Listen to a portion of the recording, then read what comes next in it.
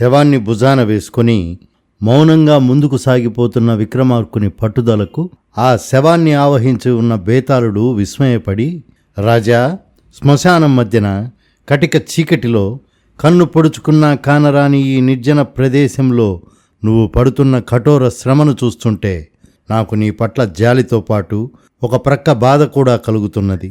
ఈ భరతావనిలో కొన్ని శాపగ్రస్తమైన ప్రదేశాలు, వాటిలో ఏది మేలు చేస్తుందో, ఏది కీడు చేస్తుందో, ఏది సమాజ శ్రేయస్సుకు దోహదం చేస్తుందో, ఏది ధర్మమో ఏది అధర్మమో కూడా తెలుసుకోలేని పరమ మూర్ఖులు, అవివేకులు అయిన ప్రజలున్నారు.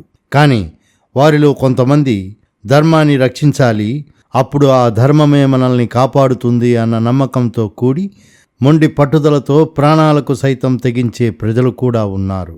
రాజా, నువ్వు ఎంతో కష్టపడి కార్యాన్ని సాధించినా చివరకు దాన్ని నువ్వు ఏ అపాత్రుడికో దానం చేస్తావన్న సందేహం నాకు కలుగుతున్నది. అపాత్రదానం పాపానికి మూలమని నీకు కూడా తెలుసు. కానీ రాజా, ఇది కేవలం ఒక్క మానవులకే కాదు, రాక్షసులకైనా దేవతలకైనా చివరకు యక్షకిన్నెర కుంపురుష గరుడ గంధర్వులకైనా వర్తిస్తుంది. మొదటికి రక్తపింజరుడనే రాక్షసుడు ఎలా అపాత్రదానం చేశాడో అన్న విచిత్రమైన కథను నీకు మార్గశ్రమ తెలియకుండా చెబుతాను, విను అంటూ ఇలా చెప్పడం ప్రారంభించాడు. పూర్వం ఓ దండకారణ్యానికి రక్తపింజరుడనే రాక్షసుడు వచ్చి చేరాడు. ఆ దండకారణ్యం హిమగిరి, దేవగిరి అనే 2 రాజ్యాల నడుమ ఉండేది. అందువల్ల ఆ రాజ్యాల ప్రజలు అటునిటుగా ప్రయాణం చేస్తూ ఉండేవారు. రక్తపింజరుడు ఆకలిగొన్నప్పుడు దొరికిన వారిని దొరికినట్లుగా చంపి తినడం జరిగేది. ఇలా ఉండగా ఒకసారి అద్భుత సౌందర్య రాశి అయిన చంద్రకాంత అనే గంధర్వకన్య భూలోకంలోని వింతలు చూడడానికని రక్తపింజరుడున్న దండకారణ్యానికి వచ్చింది. ఆమె ఎంతో దయా స్వభావం కలది. అలా ఆమె దండకారణ్యంలో విహరిస్తుండగా ఆమె మెడలో ధరించిన మణిహారం ఒకటి క్రిందకు జారి భూమిపై పడింది. అది గమనించని చంద్రకాంత కొంతసేపటికి అక్కడ నుండి గంధర్వలోకానికి వెళ్ళిపోయింది. ఈలోపు ఆకలిగొన్న రక్తపింజరుడు బాటసారులెవరైనా దొరుకుతారేమోనని వెతుక్కుంటూ అటుగా వచ్చాడు. వాడికి దారిలో చంద్రకాంత పోగొట్టుకున్న వింత కాంతులెరజెమ్ముతున్న మణిహారం కనిపించింది. రక్తపింజరుడు దాన్ని చేతిలోకి తీసుకుని బాగున్నదని మురిసిపోతూ ఆ మణిహారాన్ని మెడలో ధరించాడు. ఆ మణిహారాన్ని ధరించగానే రక్తపింజరుడికి తెలియని ఒక వింత అనుభూతి కలిగింది.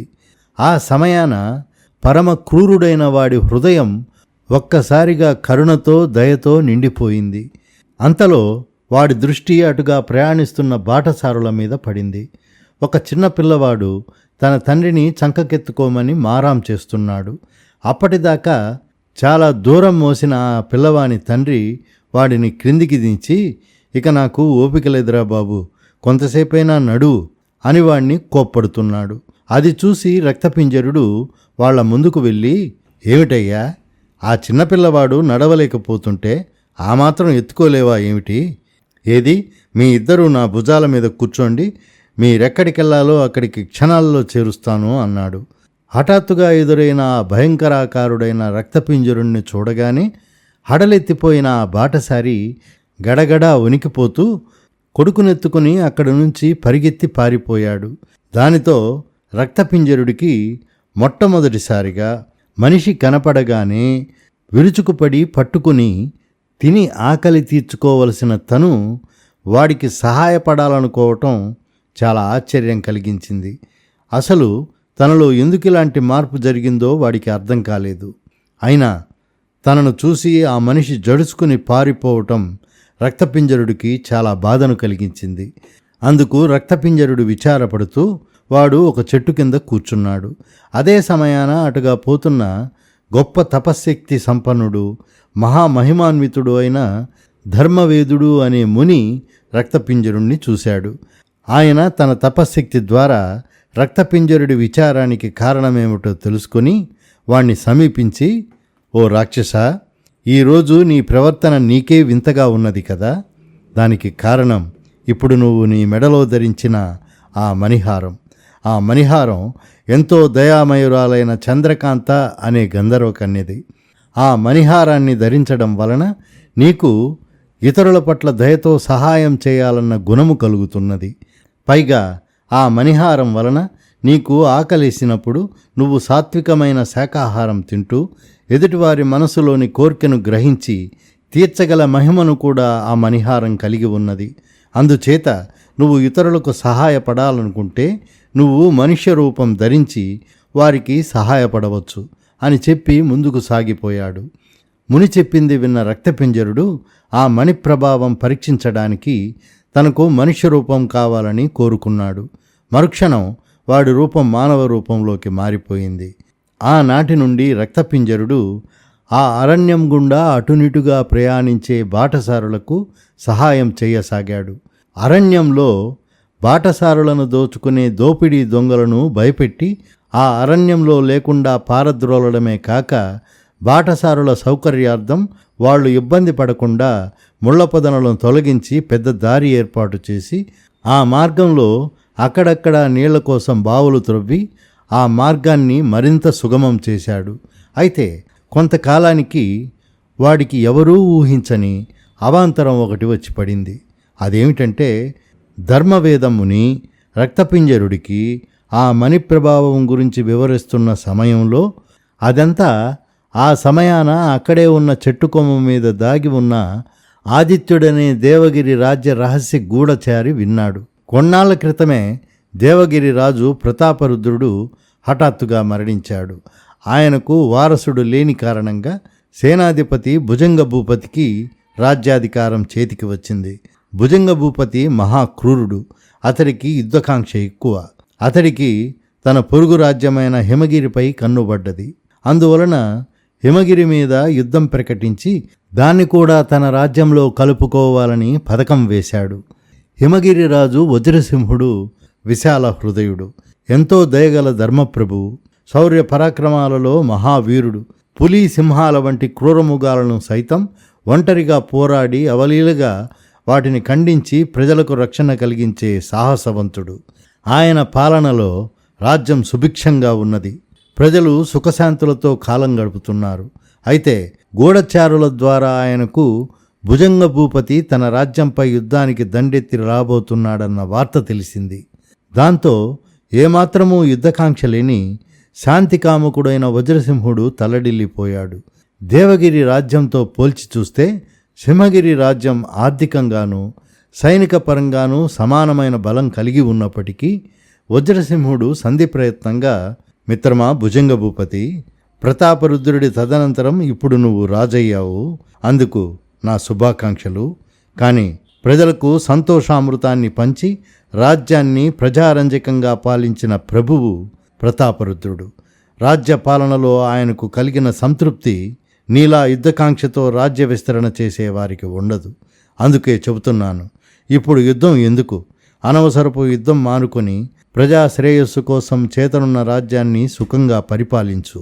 ఇది నా మనవి అని లేఖ వ్రాసి పంపాడు. కానీ వజ్రసింహుడు పంపిన సంధి ప్రతిపాదనకు భుజంగ భూపతి అంగీకరించకపోవడంతో యుద్ధం తప్పనిసరి అవబోతున్నది. ఈలోపు రహస్య గూఢచారి దేవగిరి రాజ్యాన్ని చేరుకుని భుజంగ భూపతికి తను అరణ్యంలో చూసినది విన్నది అంతా చెప్పాడు. అది విన్న భుజంగ భూపతి అరణ్యంలోని రాక్షసుడి నుండి ఆ మహిమగల మణిహారాన్ని ఏ విధంగానైనా సంపాదించగలిగితే దేవగిరి చుట్టుపక్కల ఉన్న అన్ని రాజ్యాలను జయించవచ్చునన్న ఆలోచన భుజంగ భూపతికి కలిగింది. తక్షణం భుజంగ భూపతి రక్తపింజరుడి సహాయం అర్థించడానికి రథం మీద బయలుదేరాడు. అదే సమయంలో హిమగిరి రాజు వజ్రసింహుడు రానున్న యుద్ధం గురించి తన ప్రజలు ఏమనుకుంటున్నారో తెలుసుకునేందుకు మారువేషంలో రాజ్య సంచారానికి బయలుదేరాడు. ఒకచోట ఆయనకు చెట్టు క్రింద విశ్రాంతి తీసుకుంటున్న ధర్మవేద మహాముని కనిపించాడు. ఆయన ముఖంలోని తేజస్సును గమనించిన వజ్రసింహుడు ఆయనను సమీపించి వినయంగా నమస్కరించి చేతులు కట్టుకొని నిలబడ్డాడు. ధర్మవేద మహాముని ఆ నిలబడ్డది ఎవరా అని తేరిపారా చూసి అతడు ఆ దేశపు రాజు వజ్రసింహుడు అని గ్రహించాడు. కొంతసేపటికి, రాజా, నీ మనస్సులోని ఆవేదనను నేను గ్రహించాను. పరమ నీచుడైన దేవగిరి రాజు భుజంగ భూపతిని నువ్వు ఎదుర్కోవాలంటే ఒకే ఒక్క మార్గమున్నది. నీవు వెంటనే బయలుదేరి దండకారణ్యానికి వెళ్ళు. అక్కడ రక్తపింజరుడనే రాక్షసుడున్నాడు. వాడిప్పుడు ఒక మణిహారం ధరించిన ప్రభావం వలన మంచివాడిగా మారిపోయి మనుష్య రూపంలో ఉండి ఆపదలో ఉన్నవారికి సహాయపడుతున్నాడు.